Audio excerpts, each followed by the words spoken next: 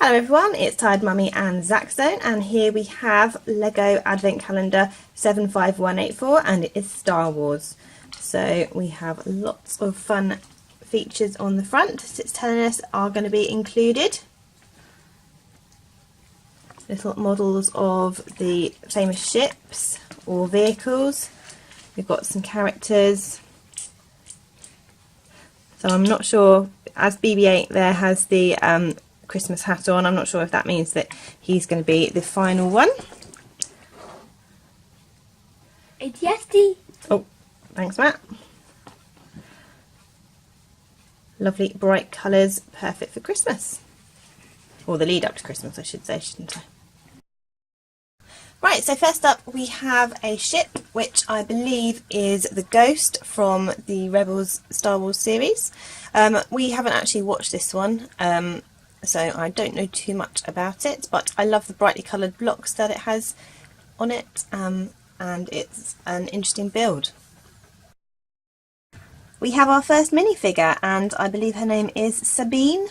And she is one of the Lego Rebels. I love her hair, it's so bright and colourful, and just a really interesting shape as well. I haven't seen hair in that shape before. And I believe she actually has two faces. So she has a sort of a normal face and a determined, slightly fighty face. Then next we have the Phantom. This is quite a little build, but I think the shaping pieces are quite effective. I would not like to be at the receiving end of this very scary blaster. It's a huge weapon and yeah, very, very dangerous. We have got a resistance officer. I'm afraid he's a bit of a generic character. I have no idea if he's meant to be anyone specific, but he is from the resistance and he's got his determined face, and he also has a slightly sceptical looking face, maybe? Happy. This is a first order transporter.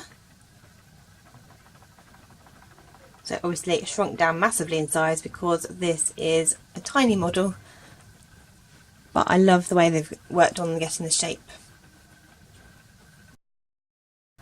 Here we have another minifigure. It's a first order stormtrooper.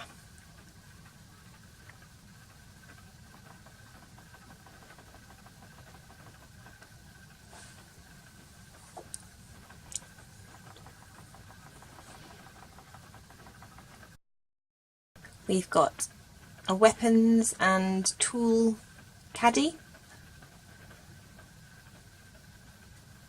I like the way it's got this ridged bit, which looks almost like steps up to be able to reach inside, which just makes it just that little bit more interesting. We have got Rey's speeder from the Rogue One film. The only problem with this one is that it doesn't. It's a bit back heavy, so it does tip over. It should be like that, but it does tip backwards.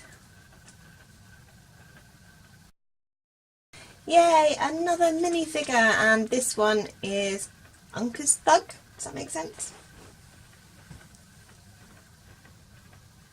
Very, very pretty design. Should I say pretty for a thug? I'm not sure. But a pretty sort of silver speckled design on the outfit. I really, really love this. It is so fun and really cleverly designed with all the pieces. So the bag of pieces was quite spectacular. It looked really, really fun when you open it and then you put it together to make this horse.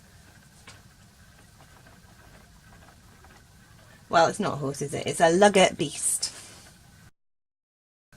Lego couldn't resist making another Millennium Falcon design for us. I think it is different to the one that we've had in previous years and different to the one that we've had on the magazines, so nice and fun. And obviously this is one of the most iconic ships available, so I'm really pleased that they included it again, and hopefully it will be in the latest film.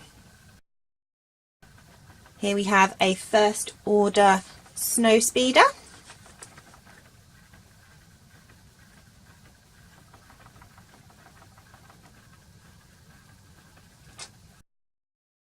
And here is a first order snow trooper.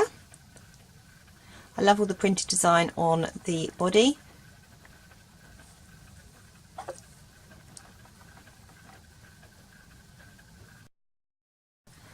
And then I'm guessing this is something to push the snow away.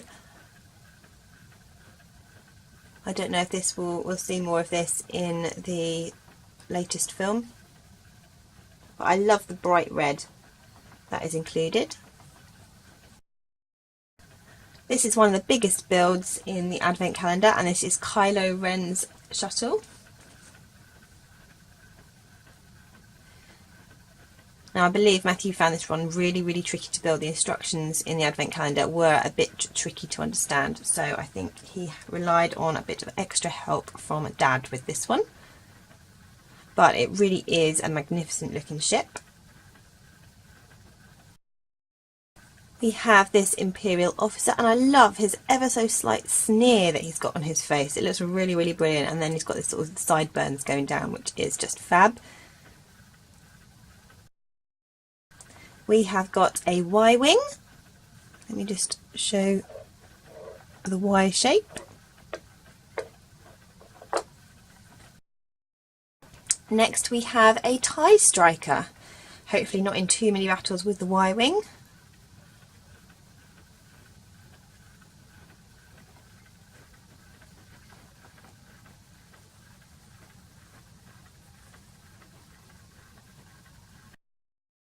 We have got a first order hover tank,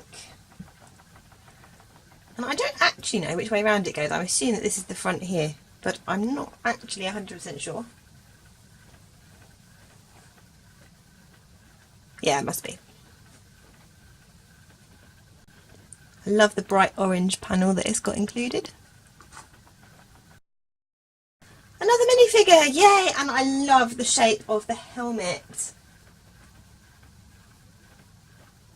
It is just brilliant. And again, lots of detailed printing on the torso and the leg piece. This was by far the build that we were looking forward to most, because we've seen it on the outside of the box, and it is a really cute ATST. We really love the design of them in the film, and really love the design of this tiny little model. It is just so cute and so effective. It's a really good design. It must be getting near Christmas, because we have got a sleigh with some bright blocks to represent the presents, and Lego Star Wars do normally have a sleigh design, and this is the one from this year. I think these must be some sort of laser blast things at the back to power it. I've liked it in previous years when we've had lightsabers. And then here on the snowboard is BB-8 in a Santa hat. It is time for Christmas. He's all set. This figure is the last one in the calendar. It is a little bit of a disappointment compared to other years when we've had, you know, the snowy Chewbacca, we've had Darth Vader, Darth Maul in Christmas costumes, so just having a BB-8 with a hat stuck on it is a little bit boring, but it is really cute, and it has put me in the mood for Christmas and watching the latest film, which is out in a couple of weeks. Okay, so here we have the entire Lego Star Wars Advent Calendar for 2017. There are some really clever builds, some really cute builds. I mean, the AT-ST has got to be my favourite.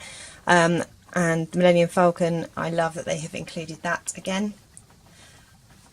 Loads and loads of minifigures, so this is really good value in terms of that. But I'm a bit sad that there isn't anyone from the latest film, unless one of these characters does turn out to be there. I guess maybe next year's Advent Calendar will have more from The Last Jedi, because once everyone knows what's in the film, then they'll be able to make the sets. A little bit disappointed on the last day with BB-8, but I think the rest of the Advent Calendar really does make up for it. Thank you for watching, and I'll see you again soon. Bye!